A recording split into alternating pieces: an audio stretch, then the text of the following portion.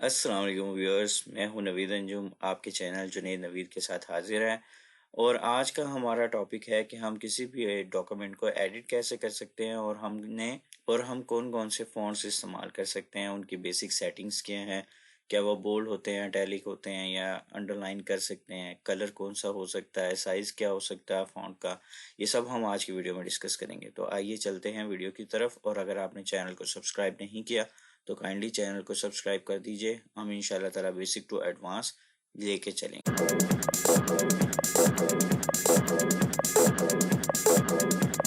तो आज की जो बेसिक आउटलाइन है वो मैंने यहाँ पे ड्रॉ कर दी है कि हमने आज बेसिकली डॉक्यूमेंट में देखना क्या है।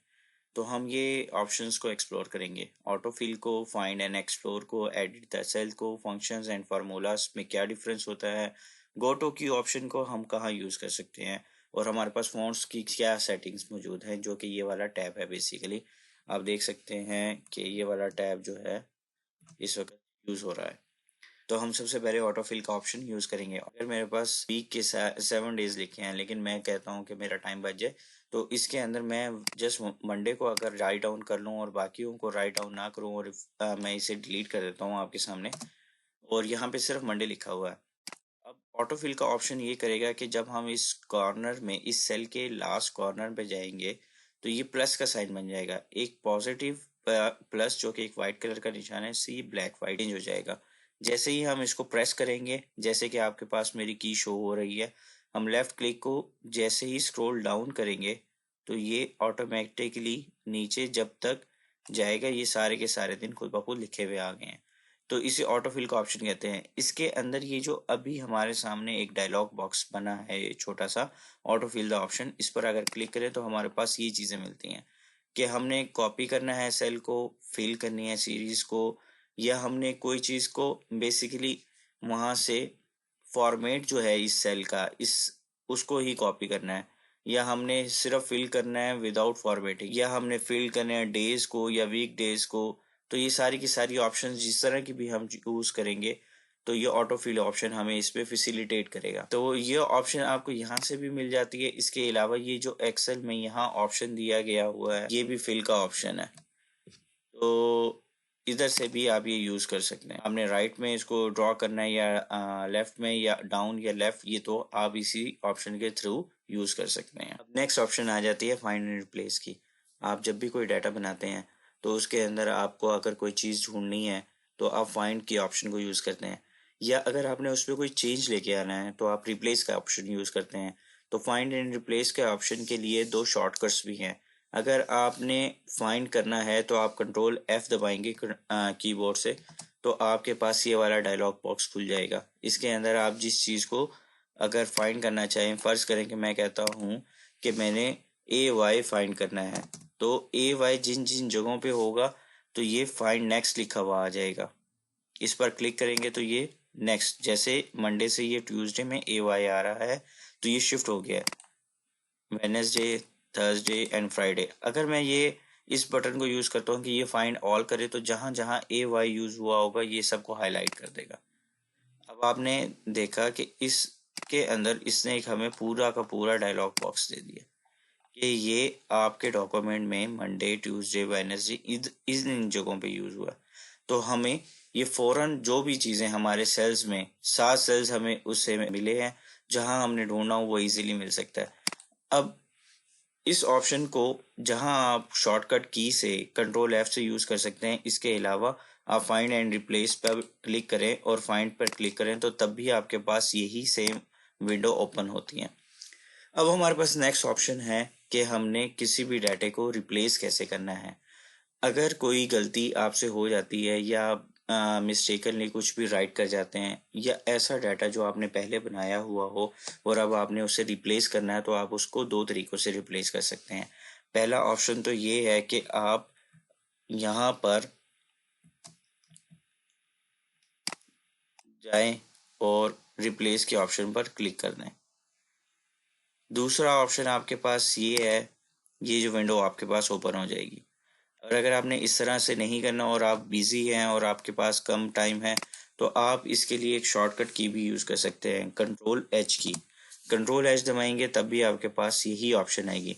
अब जैसे हमने पहले ही कंट्रोल एफ में ए वाई को फाइंड किया था, अगर हमने इसे रिप्लेस करना है ए जेड के साथ तो मैं यहाँ लिख दूंगा, तो ये जहाँ जहाँ ए वाई होगा वहाँ ए जेड से उसे कन्वर्ट कर देगा। पहले हम सिंगल को करके देखते हैं। ये ट्यूसडे का ए वाई ए जेड में कन्वर्ट हो गया, वेडनेसडे का भी ए जेड में। अगर मैंने इन सबको इकट्ठा रिप्लेस करना है तो मैं रिप्लेस ऑल करूँगा और ये खुद ब खुद सारों में चेंज कर देगा। उसने कहा कि all done we made 5 replacements. अब आप देखें, और 5 को उसने दोबारा से रिप्लेस कर दिया है। अब हम नेक्स्ट ऑप्शन पे चलते हैं। हमने एक सेल को जिसके ऊपर जैसे ये एक मंडे है या ट्यूसडे है, जिसके सामने ये एक ग्रीन कलर की बाउंड्री बनी हुई है, ये एक सेल है। अगर हमने इसे एंटर करना हो तो हमारे पास दो तरीके हैं इसे एडिट करने के। या तो हम इस पर डबल क्लिक कर दें तो ये आपके सामने कर्सर मूव होना शुरू हो जाएगा, और ये ऊपर वाला जो ग्रिड लाइन है ये सामने आपके सामने सारी की सारी ब्लैक हो जाएगी। आप इसे अब यूज नहीं कर सकते सिवाय कुछ ऑप्शंस के। या तो एक तरीका ये है। दूसरा तरीका इसका ये है कि आप F2 अपने कीबोर्ड से दबाएं और ये एडिट की ऑप्शन आ जाएगी इसी तरह सेल के अंदर। अब सेल के अंदर फिर से कर्सर मूव होने लग गया, आप एंटर प्रेस करेंगे और नीचे वाली एंट्री पे चले जाएंगे। अब ये था इजी वे। इसके अलावा आप देख सकते हैं कि अगर आपने कोई फंक्शन और फार्मूला यूज़ करना हो तो एक्सेल की शीट में उसको कैसे यूज़ कर सकते हैं। पहले तो समझने की बात यह है कि फंक्शंस क्या होते हैं और फार्मूलाज क्या होते हैं। फार्मूलाज और फंक्शंस में बिल्कुल थोड़ा सा डिफरेंस है। एक्सेल आपको खुद से कुछ चीज़ों की ऑप्शन देता है, जिधर आपको जो काम आप फार्मूला लगा के भी यूज़ कर सकते हैं, लेकिन एक्सेल वो खुद आपके लिए कर देता है। जैसे ये आपके सामने 10, 20, 30, 40, 50, 60 और 70 की एंट्री हुई है। अगर मैंने इसको टोटल करना है तो मैं इन सारों को सिलेक्ट करूंगा और जिसके अंदर जिस सेल में मुझे आंसर चाहिए मैं उधर तक ले जाऊंगा इसे। मुझे यहाँ आंसर चाहिए और ये ऑटो सम के ऑप्शन पर अगर मैं क्लिक करूंगा तो ये इसे खुद ब खुद ऑटो सम कर दिया इसने। देखिए आप देख सकते हैं ये 280 आंसर आया। लेकिन यही सेम काम मैं फार्मूला के थ्रू भी कर सकता हूँ। ये जो काम मैंने अभी एक्सेल के बिल्ट इन ऑप्शन से किया है इसे फंक्शन कहते हैं, लेकिन यही काम अगर मैं खुद से करूँ अपना कोई मैनुअल वे से तो उसे फार्मूला कहेंगे। उससे पहले मैं इक्वल टू का साइन लगाऊंगा। जैसे मैंने पहले सेल को सिलेक्ट किया, इसके अंदर प्लस का साइन, जैसे ही मैंने प्लस किया और दूसरे सेल को सिलेक्ट कर लिया, फिर प्लस का साइन यूज़ किया और तीसरे सेल को सिलेक्ट कर लिया, फिर चौथा सेल यूज़ कर लिया, फिर पांचवा सेल यूज़ कर लिया। इसी तरह हम छठे सेल पे आ जाएंगे, फिर इसी तरह हम सातवें सेल पर भी आ जाएंगे। तो आंसर हमारे पास अभी भी 280 ही आया है, लेकिन ये काम हमने मैनुअली किया है और ये ऑटो के फंक्शन और सम से किया गया है। तो ये काम हम दो तरीकों से कर सकते हैं। कुछ चीज़ें हमारे पास एक्सेल में अवेलेबल होती हैं और कुछ हम उन्हें खुद से करते हैं। अब नेक्स्ट ये आ जाता है कि अगर हमने किसी भी चीज़ को फाइंड करना हो तो हमारे पास नेक्स्ट ऑप्शन आ जाती है गो टू की। आप फाइंड या सिलेक्ट के ऑप्शन में जाएं और आपके सामने गो टू की ऑप्शन आ जाती हैं। आप इस पर क्लिक करें तो जैसे ही क्लिक करेंगे तो आप इससे इजीली जा सकते हैं कि आपने किस सेल में जाना है। अब हमारा आंसर लिखा हुआ है J7 में लिखा हुआ है, तो अगर मैं इस पे J7 लिखता हूँ तो ये और ओके करता हूँ तो ये खुद ब खुद उस सेल को सिलेक्ट कर लेता है।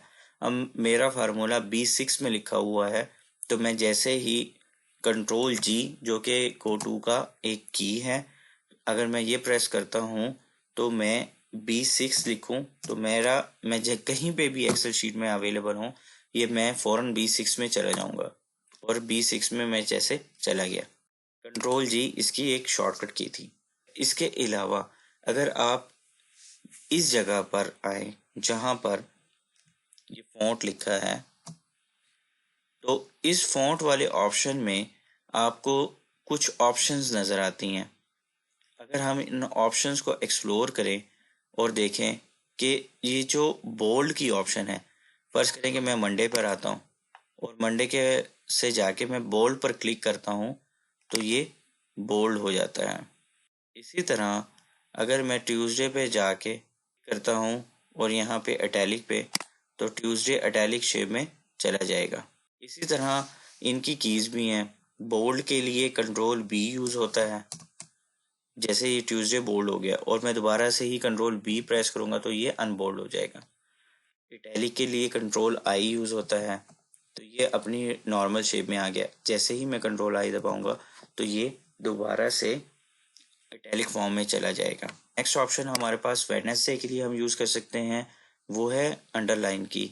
अगर मैं इस पर क्लिक करूं तो ये अंडरलाइन हो जाएगा, लेकिन इसके अलावा हमारे पास इसकी शॉर्टकट की है कंट्रोल यू।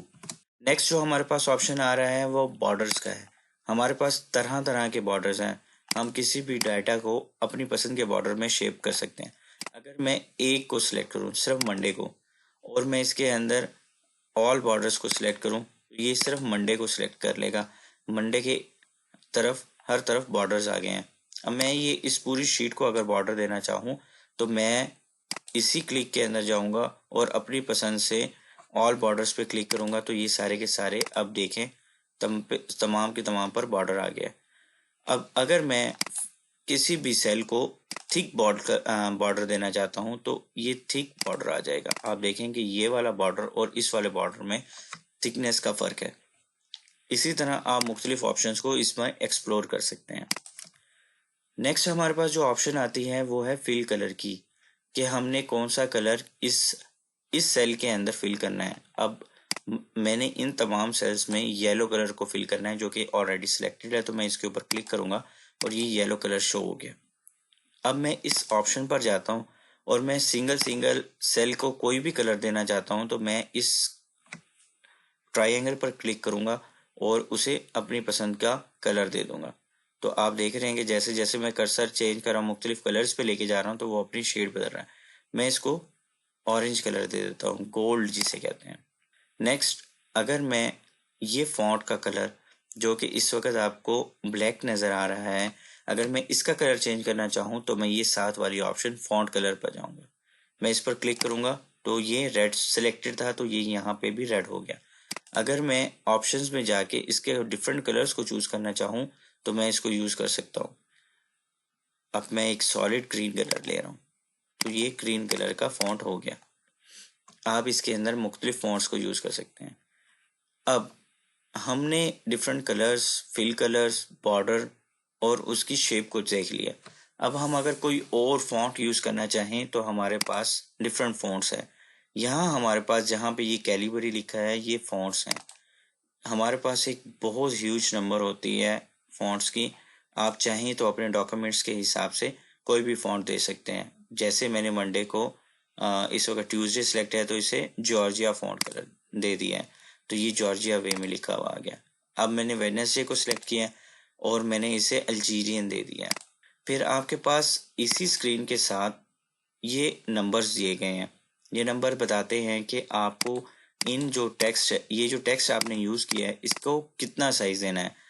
मैं मंडे को 14 साइज़ दिया हुआ है। अगर मैं इसका साइज़ इंक्रीज करना चाहूँ तो आप ये देख रहे हैं कि जैसे जैसे मैं नंबर्स पे मूव कर रहा हूँ तो ये मूव हो रहे हैं। एक तो आप इस हिसाब से इन नंबर्स को सिलेक्ट करके भी फ़ॉन्ट का साइज़ इंक्रीज कर सकते हैं। लेकिन अगर आप मैन्युअली करना चाहें तो आप इस पर डबल क्लिक करें और ये सिलेक्ट हो जाएगा। आप इस पे अपनी पसंद का नंबर भी दे सकते हैं। जैसे मैं 100 लिख रहा हूँ और एंटर करूँगा तो ये 100 के हिसाब से बड़ा हो गया।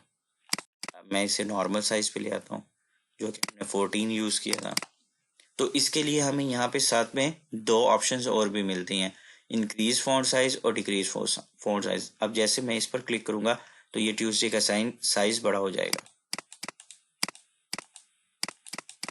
ये फॉन्ट साइज बढ़ गया। लेकिन अगर मैं इसके साथ वाले पे क्लिक करूंगा तो ये फॉन्ट साइज डिक्रीज हो जाएगा, कम हो जाएगा। तो हर काम को करने के एक्सेल में 2 या 3 तरीके होते हैं। आपको उस तरीके को फॉलो करके कोई भी काम किया जा सकता है। उम्मीद है कि ये एक छोटी सी वीडियो आपको पसंद आई होगी। मैं कोशिश करता हूँ कि वो तमाम तर चीज़ें आपको एक्सप्लेन करूँ जो हमारी डेली यूजेज की हैं। अगर आपको वीडियो पसंद आई है तो आप इसे लाइक कीजिएगा, अपने दोस्तों के साथ इसे शेयर भी कीजिएगा। अल्लाह हाफिज़।